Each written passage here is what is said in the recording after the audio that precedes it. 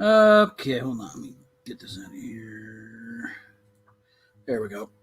Got to put the microphone in place.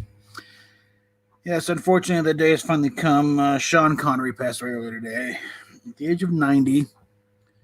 And before, already somebody's trying to blame another thoughts to COVID. No one said a cause of death. No, the fact the man was 90, okay? I'm already trying to cancel him. Oh, the misogynist pig wants to bite me, okay?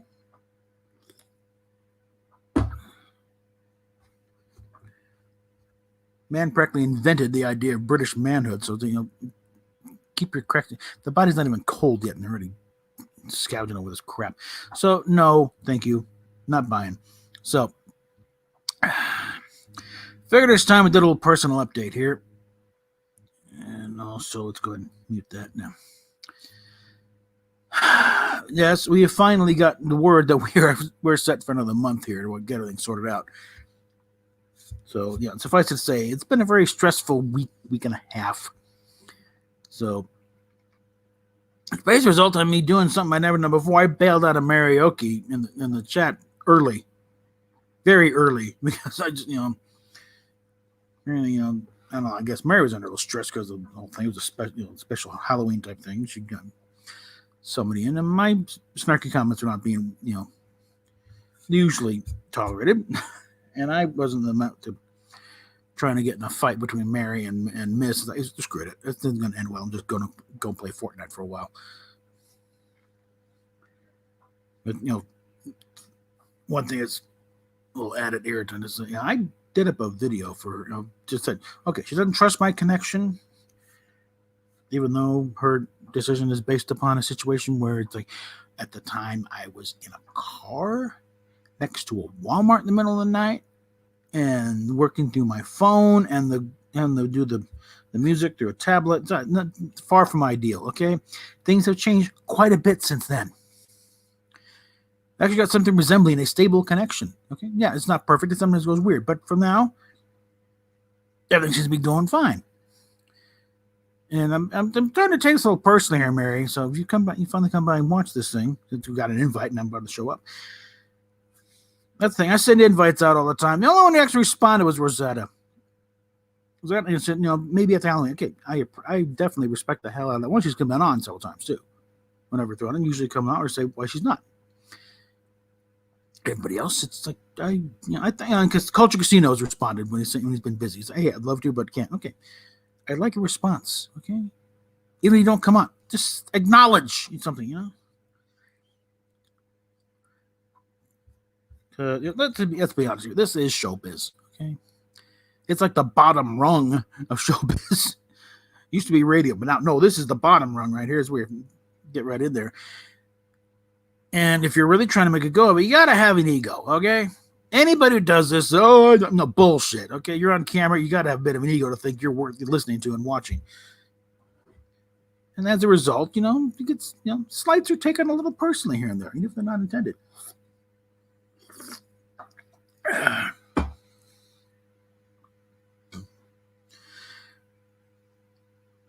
But it's kind of thing, and being ignored is really kind of a biggie, especially with me. I think it's part of being the youngest of the family, being looked over and ignored. And when I've had something to say, and it's like, hey, wait a minute, I have something to add to this. No. And YouTube is now paying the price for that by allowing me on there. Although I begin to think I am holding people in shadow banned here and there. For someone like PewDiePie or even Gary, it's like, okay, so you only get like a few $100 for a video instead of maybe 1,000. I'm reduced down to like a nickel.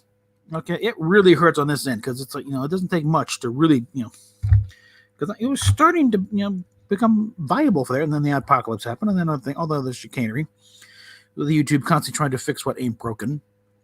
In fact, what is working, they must squash. So it's getting really kind of tough here. So before the end of the month, I'm one of, like I said previously, I'm gonna go for a work at home thing. Not only because of Steph, someone's got to stay here with Steph to make sure she's continuing getting better here, but also, saying cool guy here. To say you're busy instead of ghosting, he was just yeah. Simple courtesy. Just say, hey, I can't. I'm busy. Okay, maybe later. And so far, Rosetta and Culture Casino has done that. And looking at the rest of them here that I've sent out. Oh, that you send a link. Tom has occasionally showed up, so I'm not going to jump on him necessarily. And Rob never checks his messages, so it's no surprise. But you never know. Might okay. So we never know. We'll find out as we go along. But yes, we've been passing to Sean Connery and Mecca posted. Is it okay? I don't care about celebrity I never met. Okay, it's a little more than that. Okay. And Mecca expect Rob to kind of jump in your throat a little bit. It's Sean Connery. It's James Bond, and especially with the crap going on with Bond now. Yeah, it this will hit him a little bit. I think, in fact, he may be taking the time off of YouTube for a while. But something that came up fairly recently, like just about 20 minutes ago or so. My last review of the latest discovery, People of Earth, which we never saw, so maybe a few people being on board and very snarky. Kind of yeah, as one post, one response was, at this point, if they really make a fourth season, it's out of spite. As opposed to, like my theory, I think, is that they're taking what they've got and splitting a part of it off into a fourth season. I'm trying to cut their losses a bit. Because we got to get more seasons than the original series. Okay. But one poster, Kit Kat. Not even an avatar to tell who this person is. I'm assuming it's a female just because of the name, because I don't see many guys going for the name Kit Kat, but you never know. But nice long post that I actually had to approve because it was being held for possible spam, but I had to say, no, it's fine. Good through. Okay. Spite, this is, I've pinned it and hearted it and everything. So yeah, this one, I think this is worth a discussion here. Starts off, spite defines the spirit of Junk Trek. It's been all about spite from the beginning. Kurtzman and Roberto Orci, and that's how it's pronounced, Orci, destroyed the much-loved program Hercules: The Legendary Journeys in exactly the same way back in 1998. And the sheer hatred for the fans of, and I'm assuming it's that show, was exactly the same as the sheer hatred of directed at us. Kurtzman knows exactly what he is doing. Kurtzman is a sociopath who enjoys taking people's toys away and breaking them. As to why CBS keeps going with it, that is another question. How much would it cost them to break Kurtzman's contract? What is the advantage to them in continuing to produce Junk Trek? My guess is that the top executives at CBS are out of touch with what is going on now. It was Paramount which produced Star Trek. CBS people probably thought that the inclusive agenda would be used as in a quality product, which would be embraced by the fans. When the product failed, they were told it was because of the new guidelines on social inclusion rather than the dire quality of the product. Not daring to back off from their social inclusion guidelines, they authorized continued production of the product in a desperate hope that one of these series would finally click. Now they keep trying to sell us a forthcoming series about Pike. Captain Pike, whose future we already know will be torture, disfigurement, paralysis, and death. We didn't see him die. He's going to go off to pasture at Talos 4, but that's another issue.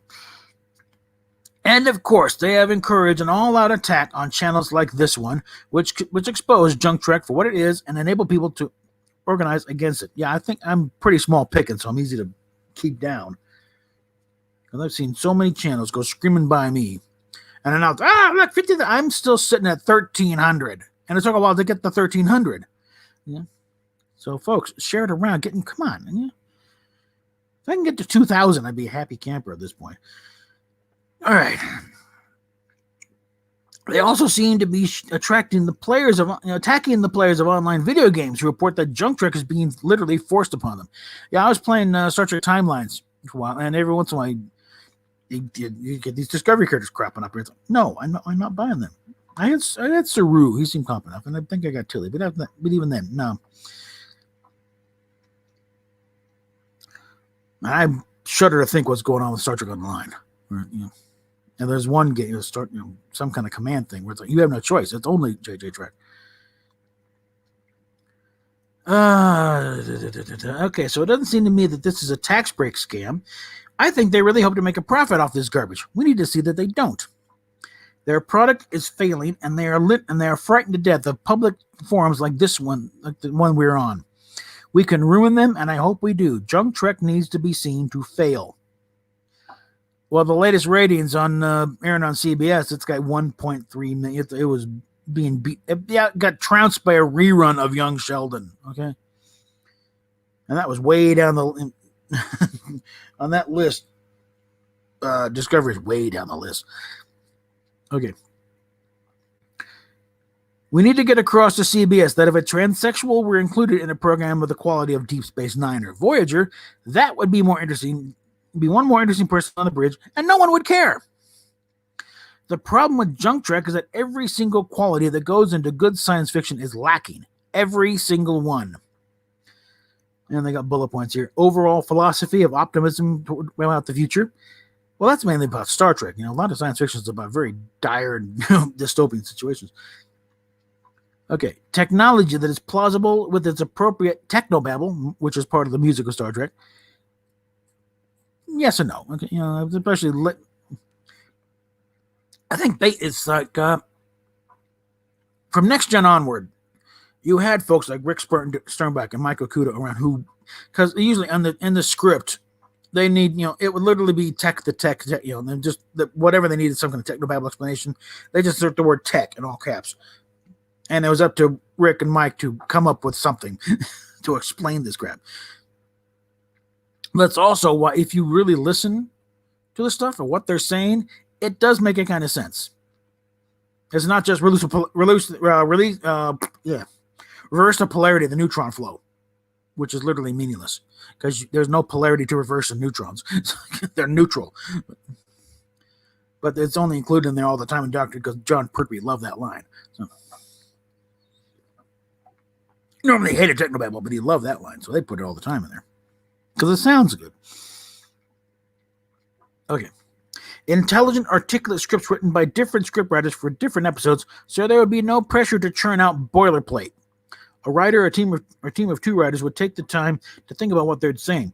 And also, no more than maybe two producers, two or three, a couple of executive producers, a couple of, a few line producers, not where the executive producers and producers outnumber the cast to the point where you can almost do a ratio on it.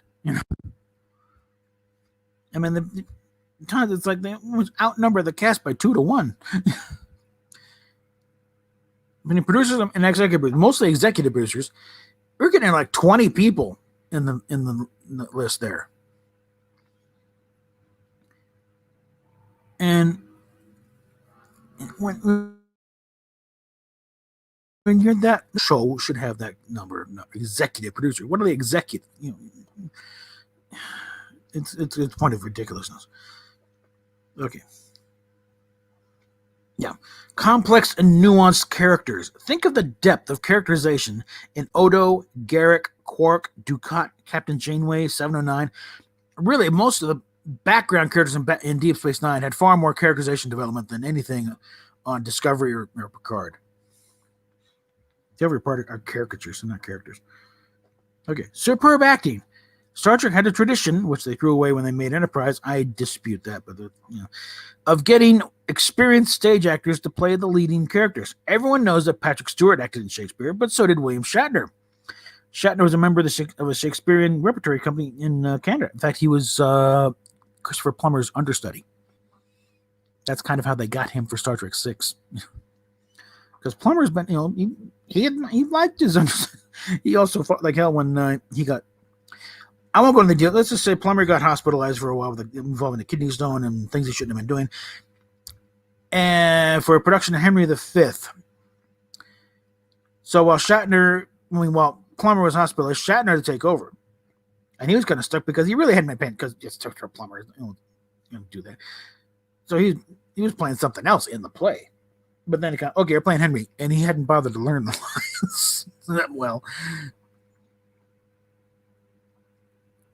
and he had to go through a few tricks. So at one point, he kind of just went up and didn't know, and he went to a friend, he was supposed to have comfort, and hand on the shoulder and look in the eyes. What's the line? And they look back and say, I don't know the line either. Because what's being interpreted by the audience is a big dramatic pause, is them fighting to remember what the freaking line was. But meanwhile doing that, and he managed to get to the thing and finally it works. But Plummer is in the hospital and wondering how's Shatner doing. And oh, he's great. He's found out. What's he doing? Everything you're not. When you sit down, he's standing up. You're walking around, he's standing still. It's just everything the opposite. And he fought. At that point, he's like, I got to get back on stage because Shatner's about to steal his role. But back to the thing. All right. Leonard Nimoy acted in Yiddish theater. He also did other stuff. He's done quite a bit of theater, not just Yiddish, a lot of theater. People like Avery Brooks, Rene Auberjonois, Kate Mulgrew, and Nana Visitor had huge stage experience. Churchill traditionally had actors who knew how to act. For that matter, also Scott Bakula had some stage, and that's why some of the stuff in Quantum Leap, especially the thing where he's doing the Man of La Mancha. He'd been wanting to do that thing forever, but he had, he's got a theater background too. And the other actors on Enterprise were, very few newcomers completely. Then they had some background in it. So. But their problem was for the first time in a very long time, the network was interfering. The whole temporal Cold War, that wasn't because of the network poking the nose in. They figured they were fine with just, there's the first Enterprise in the 22nd century. It's fine. But we need something more futuristic. It's the 22nd century. What's the problem? And so they kind of poked in the temporal Cold War, which they finally ended with essentially Archer hitting the big red reset button. It's and that timeline's resetting. Okay, fine. And so anybody got a problem with continuity prior to that moment, it was resolved. Just say, okay, it was resolved when they reset the timeline. And then after that, we can probably fix that a little bit. Just a little bit of squinting, a little hand waving, liberally applied. We can get by that. Okay. Okay, I've got an explanation for the cloaking device. So, okay. Beautiful, expansive sets, brightly lit so you can see and explore them. I will, the later series, sure, but having walked the sets in Kingsland, which are exact duplicates of the ones at Desilu in the 60s, they weren't exactly expansive. Engineering, sure, most of them, they're cozy, okay, but they were, brightly lit and they look great on camera.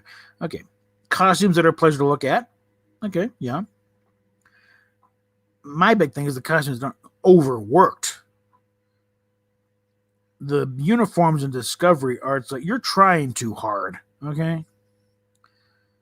You got deltas up and down the side and everything, and there are deltas in the soles of those boots and deltas on the phasers and the communicator, and then, of course, you got a big fancy one on there. Please. Some of the early episodes, you're lucky I got it on the uniform, okay? Case in point, Enemy Within. The planet scene when it beams up, they forgot to reattach the insignia on Kirk's uniform. So, all right. And CGI used properly so that it contributes to the story and is non-intrusive. The space battles in Deep Space Nine show the thing done right. Yeah, and there's also a lot of model kits in there too. That's a big thing because it kind of goes back to also with the prequel trilogy of Star Wars. You think it's all CGI. There's a lot of stuff in that stuff. It's actually physical models. The CGI is to sweeten it up, but not much of it is really that much CGI. Like even Mustafar. Most of that is actually big model works on a big model lava stage. The CGI is to clean it up, and add a few flames here and there, but a lot of that is actual model work. So there's a lot of old school going on there. And also, let's keep it in contrast here. Or keep it in context here. CGI was still in its infancy when Next Gen started. There were efforts to try and do a CGI, but this is too iffy. And at that point, we're still thinking if the system crashes, we have no effects for the week. So that's why you have the big 6-foot model of the Enterprise D, and you still have models of Voyager. Although Voyager started getting a little less because sometimes there are certain things. If there's a thing in the struts there, if one of them's lit, it's a CGI model. If they're not lit, it's a physical model. Enterprise is really the first one that pretty much went all CG. Because by then, they pretty much worked out the kinks and everything else. And it was also the first one shot directly in HD, which is why it's on Blu-ray. Whereas DS9 and Voyager, you're never going to see on Blu-ray because they were composited on standard def video at the time. And to do it on high def, you have to do more reconstruction than they did with Next Gen. And Next Gen, they pretty much had to drag the film out, scan it, re-edit it, fix things here and there. And Next Gen didn't sell as well as the original series, or at least in 7 seasons. It's a little more of an ask. And DS9 and Voyager 7 seasons, Enterprise 7 seasons. Or no, Enterprise 4 seasons. But Enterprise, they could do straight to Blu-ray right there. But with Voyager and DS9, it's like, yeah, nope. Get a good DVD copy, got yourself lucky. All right, and of course, we want a complete absence of gratuitous violence and swearing. Emphasis on the word gratuitous. Okay, yes, Star Trek has always been, the action and adventure type thing. You got to have a little violence in there. Someone's got to punch somebody, An occasion for effect, you blow somebody up. But not to the point where it's like this again, And an absence of contemporary slang, which destroys the illusion that we're in the future. Yeah, that's the thing. Star Trek usually had a slightly heightened bit of language, okay? Just slightly, not to the Shakespearean level, but it's just a little bit above us poor slobs in the television audience watching this in our underwear. So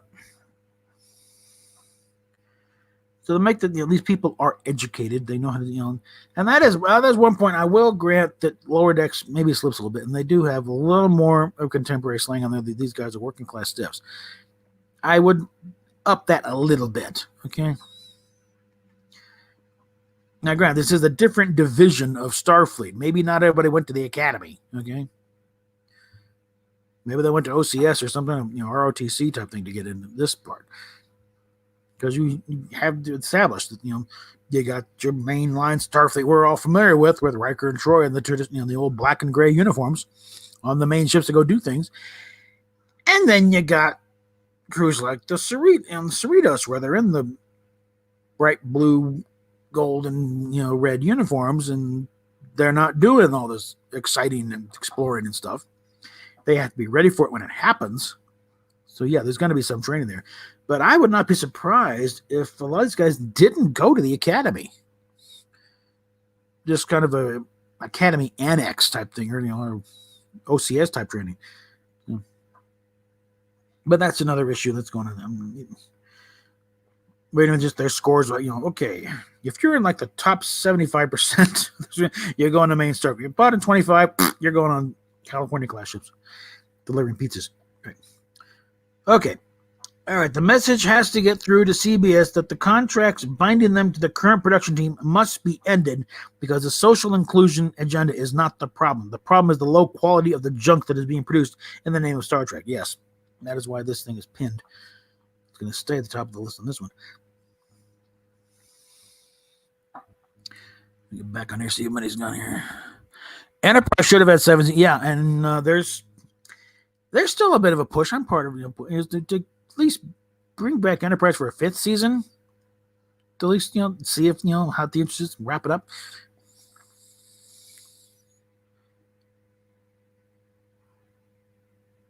Oh, dear God. They've got the Iron Man suit online. Oh, yeah.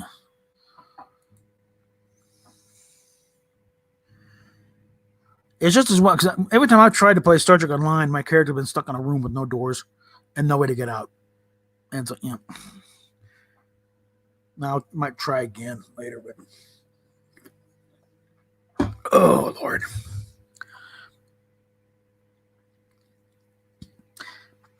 Now, I think partly, and they had storylines, already in mind for season 5 of Enterprise. I think now, since it has been 15 years, not too far, but a little too long to pretend it's only been a week. Okay, so you'd have to account for that, or at least some of that time. I would, if I would, somehow, that's me, and make the call. Okay, we're going to restart Enterprise, rebuild those sets, get the uniforms, get as many of the cast back as you can.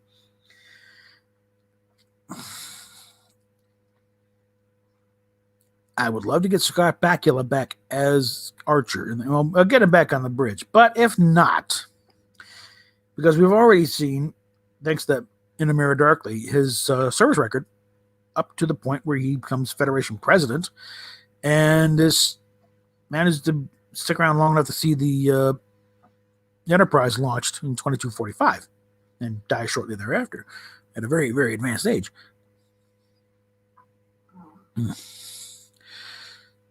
So, if nothing else, at least have him available for, welcoming the new captain of the Enterprise and get that refit, get that secondary hull on there.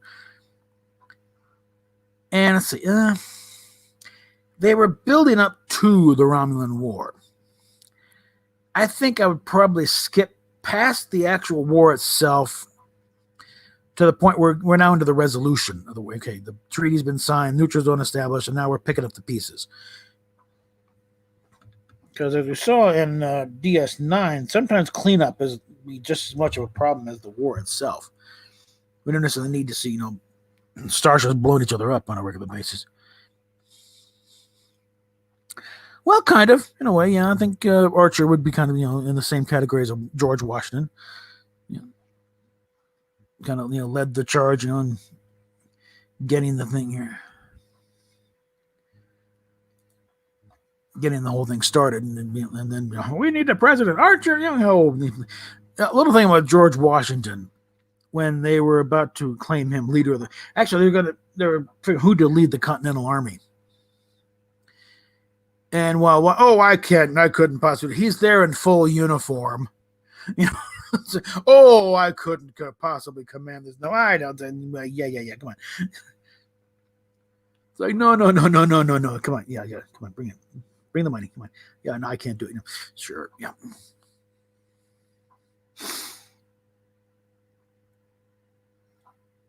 But get a few more of those patented, gazelle speeches are in there. Oh yeah, he's a perfect president. So I don't know who you'd get to come. Probably bring in a whole new character for Captain. But I imagine the rest of the cast is probably available. And there's and then you could have a constant thing of, the way Archer's not here. It's my ship now. So I have that little conflict for a few episodes. But yeah, we'll start. And again, what really got Enterprise kicked off in the 4th season was, again, Manny Coto coming in and fully embracing that we are a prequel. We need to lead to the series. Okay, enough of this thing of the noble idea of trying to make our own show. We are a prequel. We need to accept that fact. And as such, there are certain things we should do and certain things we should not do. Chief among them, don't contradict what you're leading to. And yeah, before anyone says cloaking devices on the Romulan ships. All right. There are still there's plenty of aspects of World War II that are not taught in history class. Quite a few technical things, that you got to kind of dig deep a little bit. And probably more, and there's probably a few things that are still classified from that war. And it's been 70 years. But 75 years since it ended. But Enigma was classified up until the 80s. But a large part is like, everyone's talking about in the history text is this. Again, it's very entirely possible that they didn't bother mentioning the cloaking technology in the history text. At least not the general ones where, okay, this is that happened here and here, and this is where we conflict, and we have no idea who the Romulans are, and this is the neutral zone, and this never went into the idea of this is what their ships could do. That's a little more advanced schooling type thing, which most people probably wouldn't bother. It's 100 years old. It's like going to the technical capabilities of things during the Crimean, or the technical capabilities of a tank in World War One. Unless you actually need that info, it's not going to show up in the general history text. So I think same thing here. And it probably been like 100 years since anybody really used cloaking technology of any thing. So it's a surprise to them. Spock's, it's possible. The pirate cost is enormous, And after, probably after things done, yeah, sure, right here. And then probably a few other references to where cloaking technology cropped up back in there. And they could have gotten it from these reptilian bozos that the Archer ran into, and made their chief engineer pregnant. So,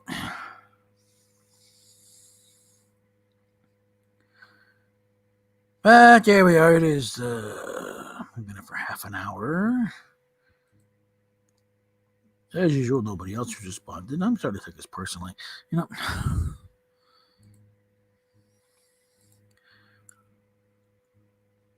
And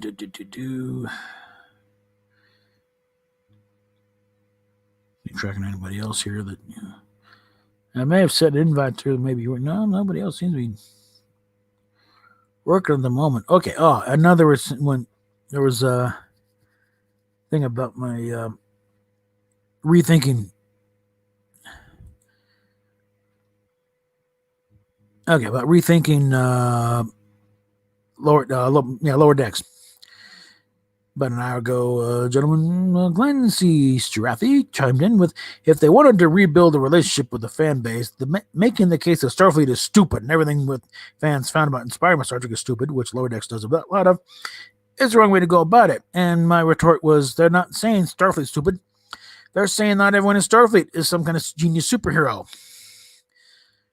That's the thing with that one. So let me just reload that.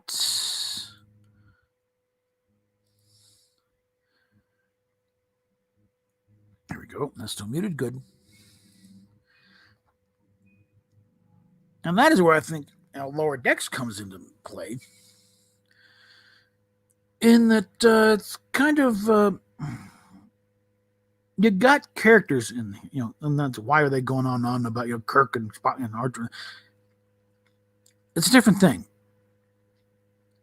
Let's compare references here. In the last Lower Discovery, so many damn shows. The last Discovery, they kind of did a ham-fisted reference to Donatu, which came up in Troubles. The Battle of Don 25 was fought here, 25 years ago, inconclusive. But I think proof they really didn't go over is it's spelled Donatu. Donatu. It's not pronounced that way though. It's pronounced Donatu. The middle syllable is very subtle.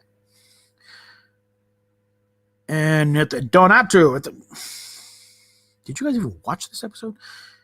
Troubles, by the way, in the briefing room scene. But and also because of the timing of that particular battle, is where I and others have picked out that figure that that's probably where Robert April made his main mark and how we got the Enterprise. Is my thing, My person, I get a Strange New World story. And very elaborate thing, of the way he kind of brought what was about to become a very rousing defeat of Starfleet at the hands of the Klingons into a draw, and that's what inconclusive. Nobody won, but it figures because April took the. The way I got it is like let's see, it was the San Jacinto issue, and these would be all like AMT 18-inch, whatever class that ship is. Because I figured that is an older class than the Constitution class. Slightly smaller, slightly chunkier. And the way I got it is, I figured he could not order anybody to do what he was about to do. So it's like he took the helm himself, transferred as much power to the, all power to the forward shields, instruction integrity field, and the impulse engines, because nobody's at warp at this point, and basically rammed the Klingon ship and just plowed right through them. Blew more than half the system of the ship, but it made a point to the Klingons. Okay, the humans have steel after all, and they got him to back off and called it a draw. It looks like they're about to. I think I had one about to pounce down on disabled ships. No, then because the weapons are out, and it's like, all we got is a ship, so screw it. We're gonna die anyway. And a comment from a character, he showed that he understood the Klingons knew how to fight them. So,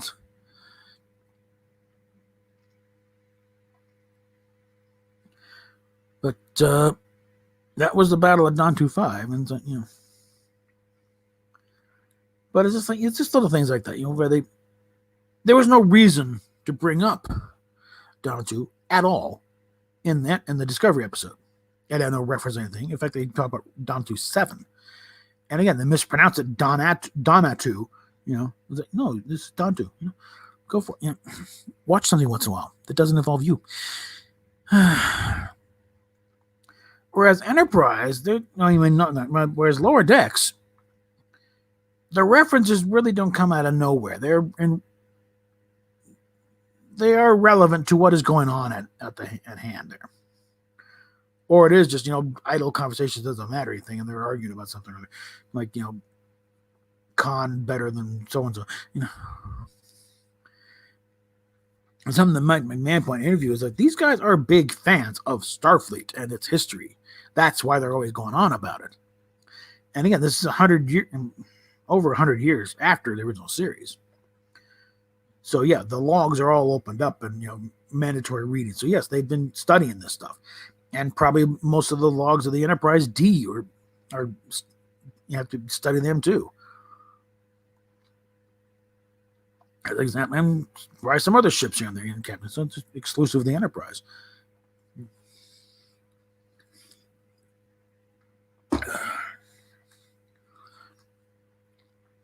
But it's like, one, in Lower Decks it is, from a point of view of they are fans of it. They can't believe they're actually getting away with this stuff half the time. They're like, let's do a Star Trek show. Well, we'll do for it. We'll go for it.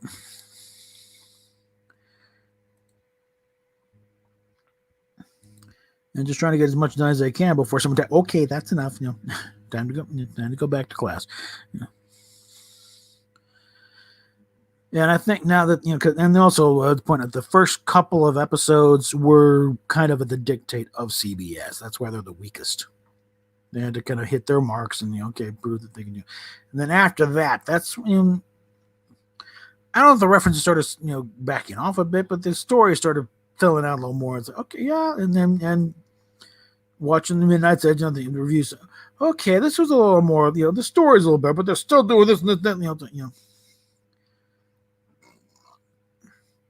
I think a lot of this stuff is still, it's like the Picard line. It's like they've grown so used to being angry at this whole thing, they don't know how to actually appreciate, when something comes along. It's like, hey, well, let's carry, something Tom always says, about, because usually counterpart, if we don't support it, there won't be any more Star Trek. Yeah, like McDonald's shut down when they canceled the McLean. Remember those waves, those store closures where they canceled one item? Well, to play off that a bit, I'm thinking like this is a case of the restaurant. It's on the other example where the restaurant is trying to force food on you. You did not order. I don't want a kelp burger. I want my double cheeseburger. Well, Lower Decks is trying. Hey, here's a cheeseburger. Really, it's actually a cheeseburger. They've added little fun sprinkles to it, but it's a cheeseburger. Please. And rather than accept the cheeseburger and, as a gesture it is, we're trying to get the real stuff out here.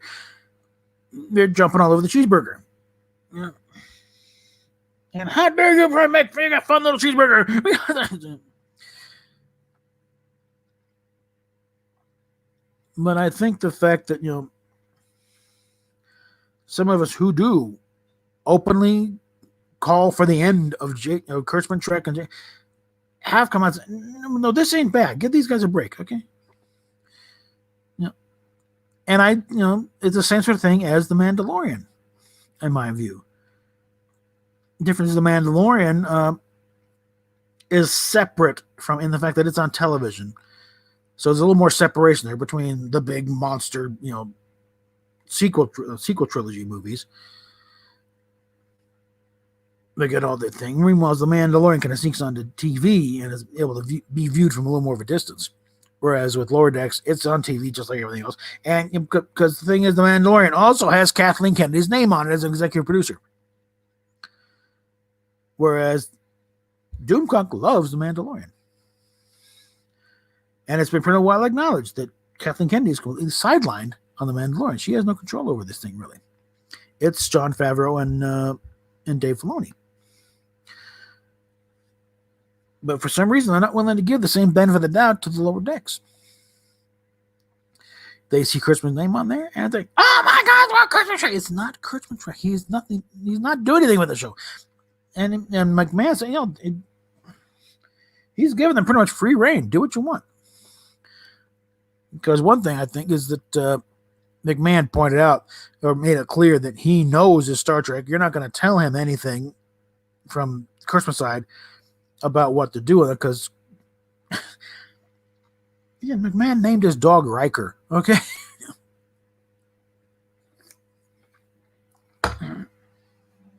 He knows the show. But now I don't go with Rob Burnett's plan that he's coming from outside. No, I think he's coming from just as much inside as if I were writing it or Rob Burnett were writing it. We're coming from inside. We are fans on the inside of it. But the difference is, in the case of Rob Burnett, he didn't grow up watching sitcoms. He grew up watching a lot of old movies. I grew up watching sitcoms. And I think McMahon probably did the same thing. And McMahon's also quite a bit younger, I think. but it's not approaching Star Trek with the adoration of, no, I've always approached it as a TV show, okay? Because one of the the early reads I did was the making of Star Trek. So I know very much this is a TV show, okay? Yes, they wanted to say some rather important, groundbreaking things, but they also needed to make sure they made the sponsors happy and the network happy, and that they beat Gomer Pyle in the ratings. Okay, so and Bewitched and other show, So there were some things on there they had to do once in a while that like there's some, I guess you could call it stunt casting back in the day. Casting Joan Collins as a social worker. She'd already been typecast pretty much as the sex kitten in the late 50s, early 60s. So casting her in this role, like casting Megan Fox, if they did a remake of it, And the Allstate guy as the admiral and those messages, from Trouble, yeah, that was stunt casting.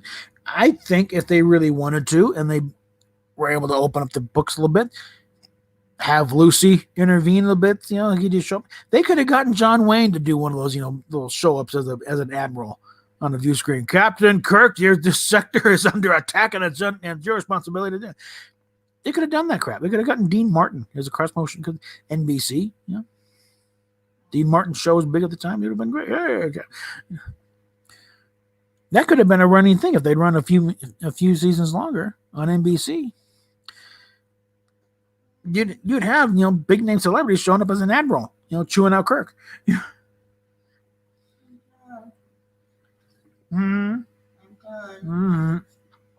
Yes. Let's throw up an oldie here. Let's see. Hold on. Let's see if I can find one here when I step away for a bit, take care of an issue that Stephanie's currently stuck up in here. What have we got in finished videos here? Da, da, da, da. Hmm.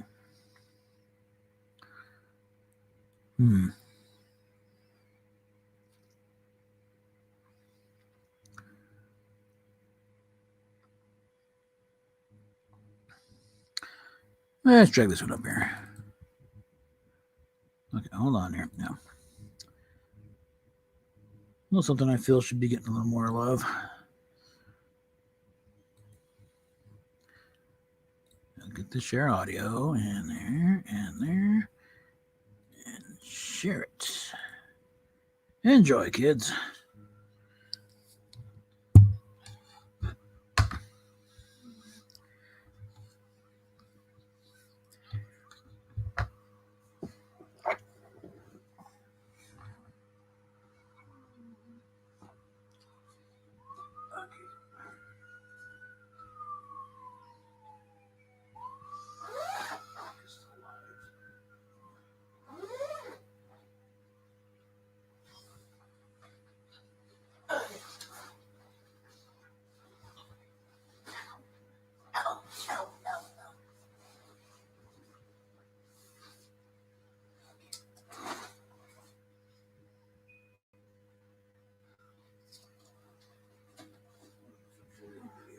Oh, fun.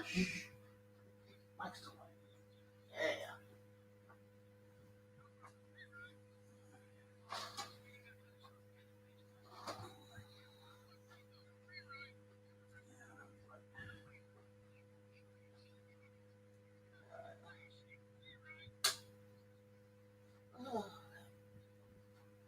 you got me some screw cheese.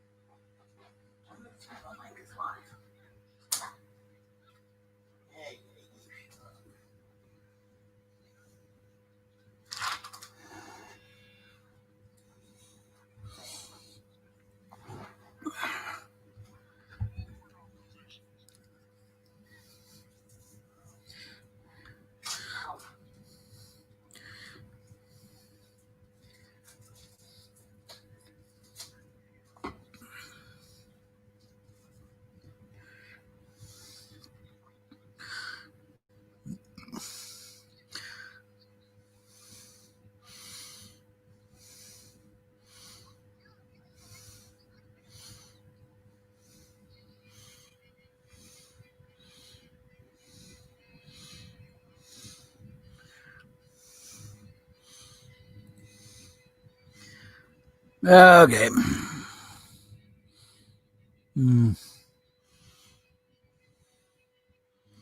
Okay. That's enough of that now. Stop that. Okay. Okay, but yeah, they could have done all kinds of fun things with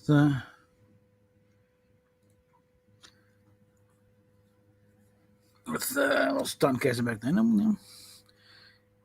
And it would have been great. I did a series of photos, doctor pictures back on Trek BBS way back when of different celebrities at the time that they, Charlton Heston, 67 would have been great, and he would have done it. He was doing Planet of the Apes in 68. There's that Dean Martin, Bob Hope would have been jumped at it probably.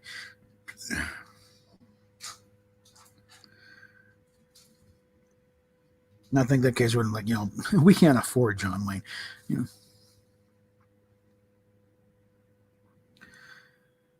And the funny thing is, John Wayne keeps cropping up in various things, and of course, George Takei in the Green Berets, but also Leonard Nimoy was at some Hollywood party, and he heard a voice, but voice behind him. Like, I know you. You've had your ears done, and look, and turn around, it was John Wayne.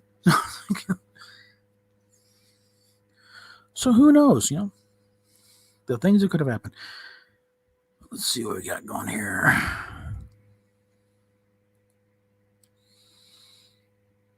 No, I wouldn't do John Wayne as a Klingon.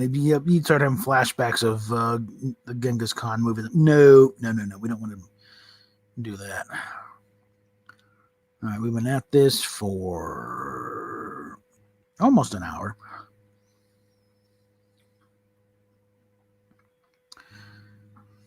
So yeah, I think we're pretty much in. I think we're also a case of like I said, PayPal, Patreon down below. Since nobody's, oh, and then also dig up the GoFundMe thing here. Stick that in the description. Oh, I picked up a couple. Subscriptions. So, yeah. And maybe, it may be PayPal or YouTube doing a little correction again. So.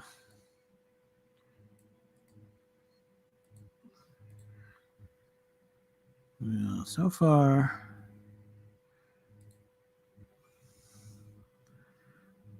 Okay, I'll fix that later then. But here's the GoFundMe. Oops. Because we are still without our own personal transport at the moment. So it says to fix the car. Actually, at this point, it's really to replace the car. I don't know. Because right now, to fix it would be about $2,000.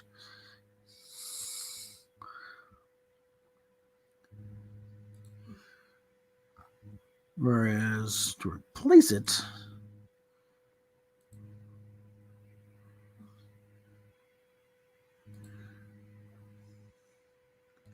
well, let's go here. That description here.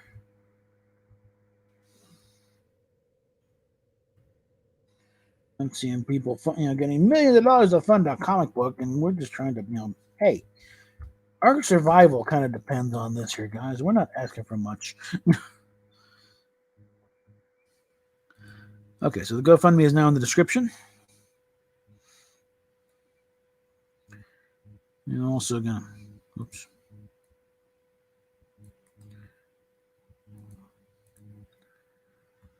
Stick the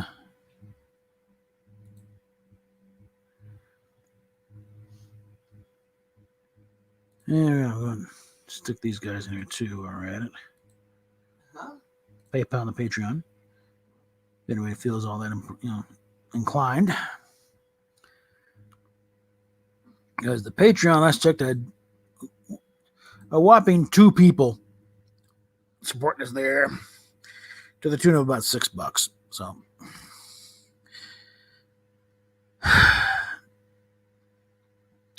and I'm trying to figure out what the hell do I got to do on here to get people to start supporting this channel.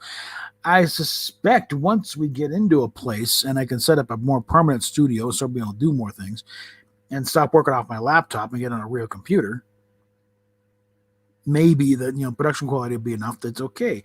And you got to spend money to make money type thing.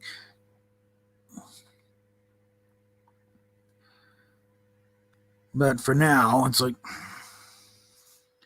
this is what we got, guys. Okay. Hi, guys. Lucky to get this. Steph says hi. But I'm doing what I can, okay? Even if all I'm doing right now is just making sure the lights are still on when all said and done.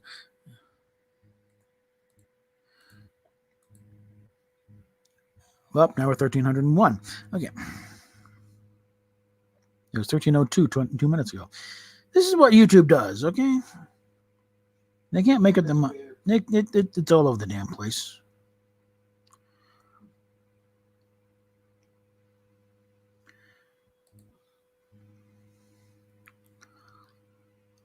And let's see, we got yips again. What the hell?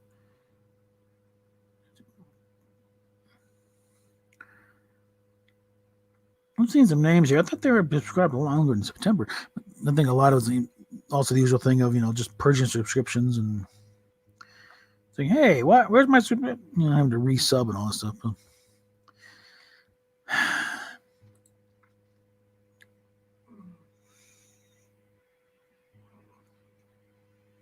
hopefully hopefully now securely past 1300 now, so I can stop up and down below. No.